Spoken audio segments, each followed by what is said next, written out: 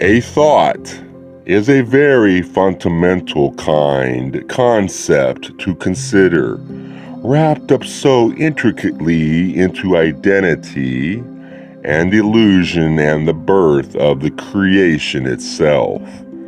On your level of experience, a thought moves across the screen of your inner awareness, contained within and known only to your mind, it would seem, as it's experienced on its most elemental level.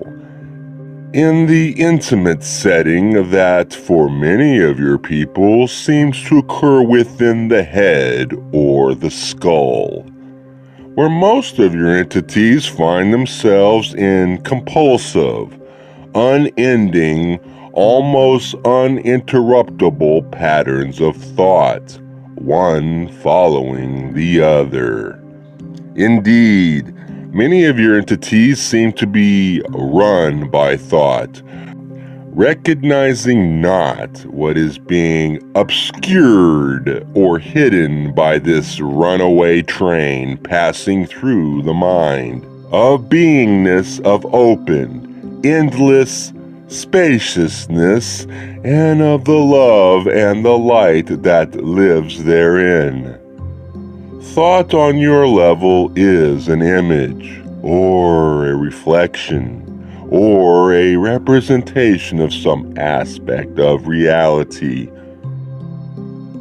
Those images and reflections often fragmenting that reality and constructing the walls, the boundaries, and the distances between entities, creating Object A and Object B in order to create an illusion.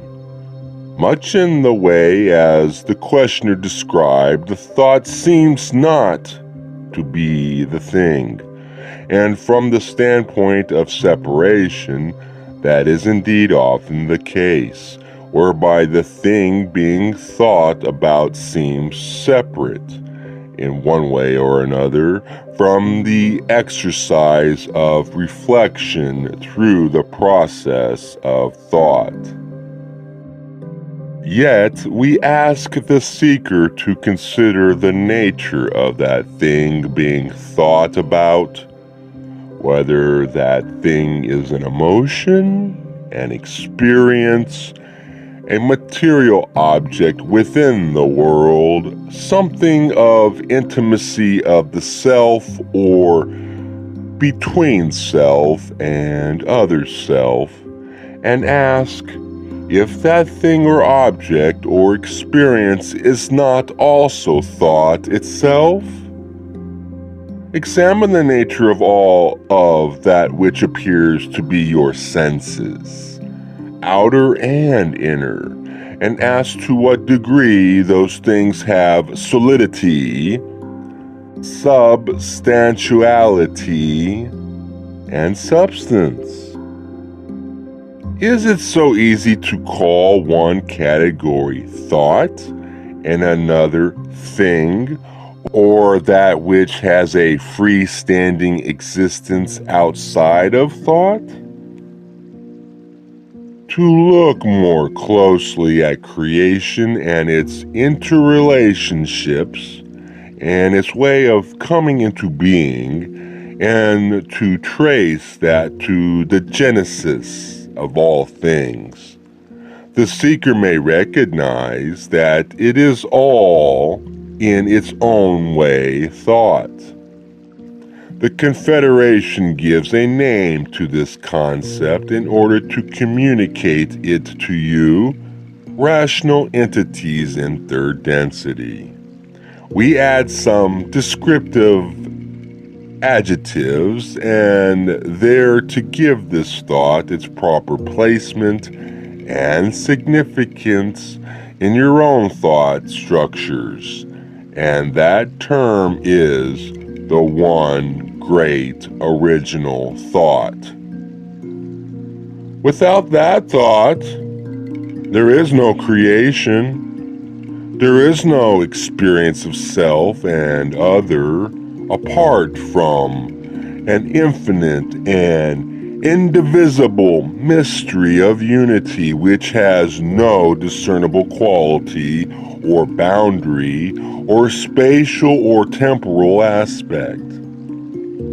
From this ineffable mystery comes a thought, which is that the Creator can know itself through an exploration of manyness, and thus is the first gift of consciousness made.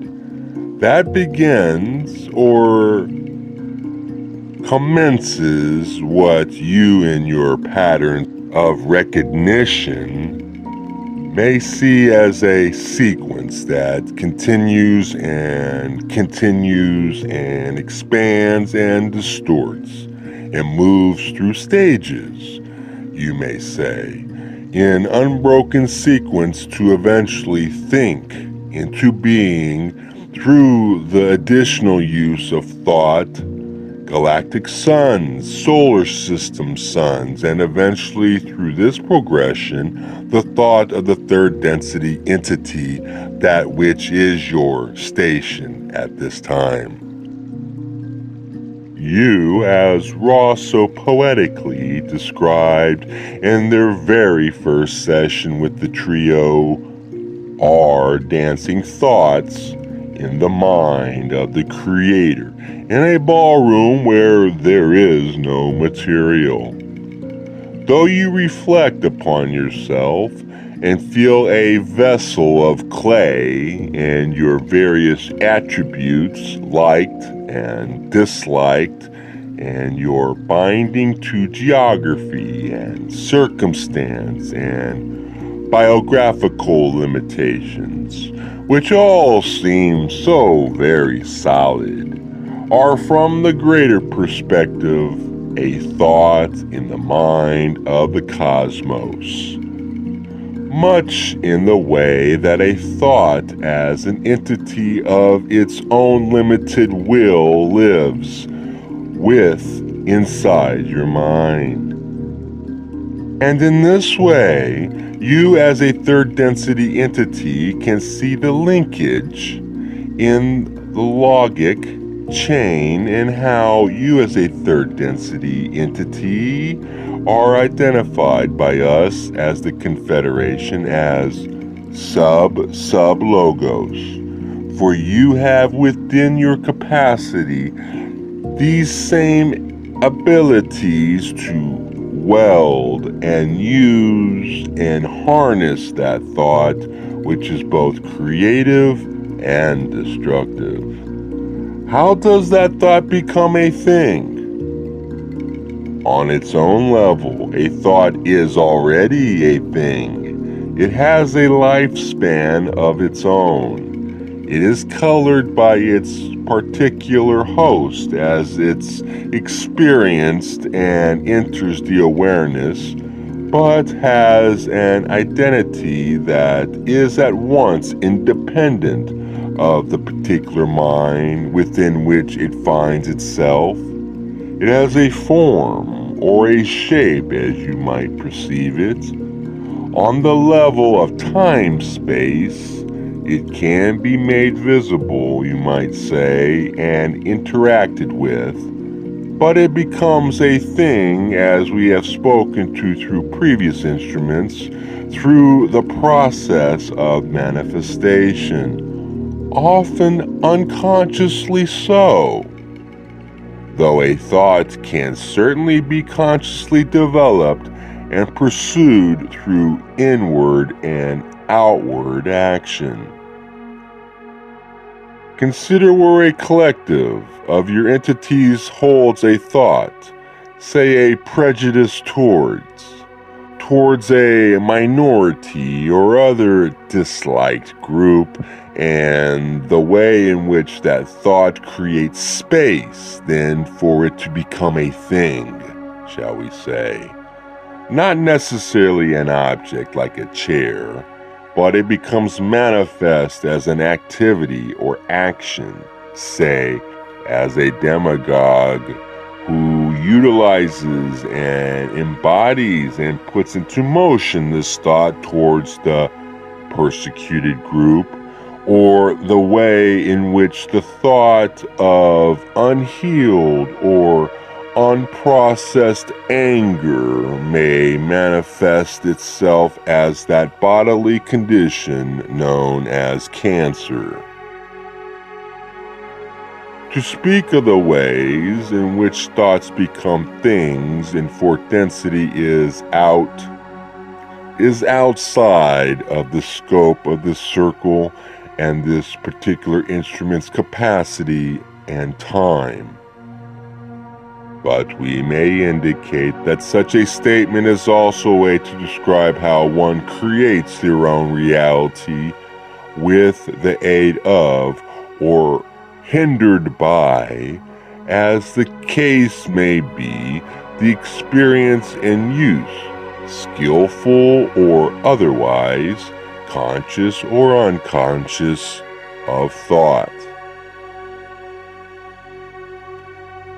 And as fourth density removes the veil and clarifies the nature of the self in relationship to their thoughts and the thoughts of all other selves, then it becomes much clearer how thought manifests reality, or how reality which emerges is expressed and reflected in thought.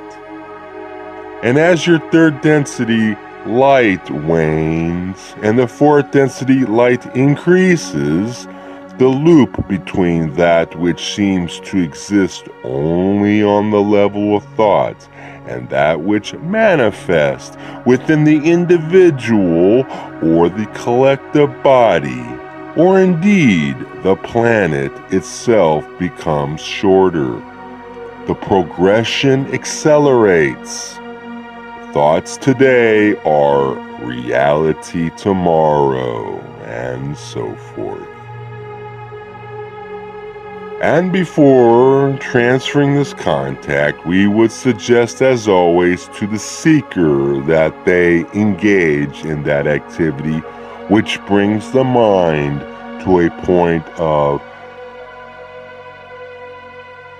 concentration whereby they are not being pulled this way and that by their thoughts, where they are entering into the silence and stillness of beingness,